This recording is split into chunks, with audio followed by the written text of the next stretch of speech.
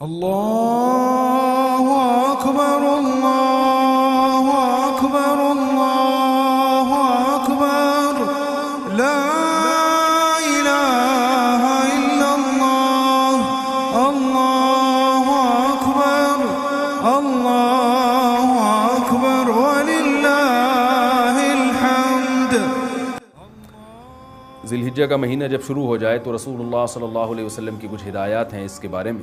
آپ صلی اللہ علیہ وسلم نے صحیح حدیث میں فرمایا کہ ما من ایام العمل الصالح فیہا احب الی اللہ من هذه الايام او کما قال صلی اللہ علیہ وسلم، کہ ان 10 دنوں میں اللہ کو نیک عمل بہت زیادہ محبوب ہے۔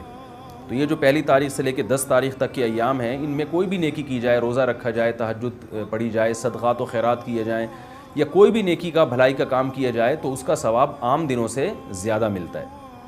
دوسری بات یہ کہ یہ جو ایام ہیں ان کی قرآن مجید میں قسم بھی اٹھائی گئی ہے، والفجر ولیال عشر، قسم ہے فجر کی اور 10 راتوں کی۔ تو جمہور مفسرین اس طرف گئے ہیں کہ ان 10 راتوں سے مراد ذی الحجہ کی راتیں ہیں، تو ان کے دن کی بھی فضیلت ہے اور رات کی بھی فضیلت ہے۔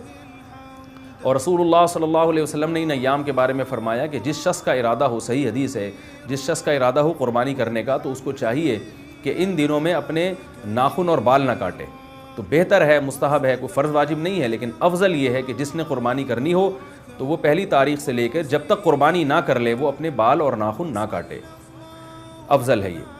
اور ایام تشریق بھی ہیں ان میں، 9 ذی الحجہ سے لے کر 13 ذی الحجہ تک ایام تشریق شروع ہوتے ہیں، جن میں تکبیرات تشریق ہے، جس میں زور زور سے اللہ اکبر لا الہ الا اللہ اللہ اکبر وللہ الحمد یہ پڑھا جاتا ہے۔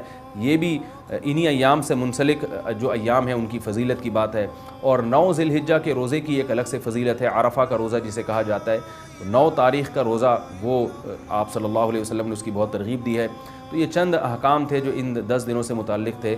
اللہ تعالیٰ سے دعا ہے کہ ہمیں ان ایام کی جو فضیلت ہے ان کو حاصل کرنے کی اللہ تعالیٰ ہمیں توفیق عطا فرمائے۔ وما علینا الا البلاغ۔ اللہ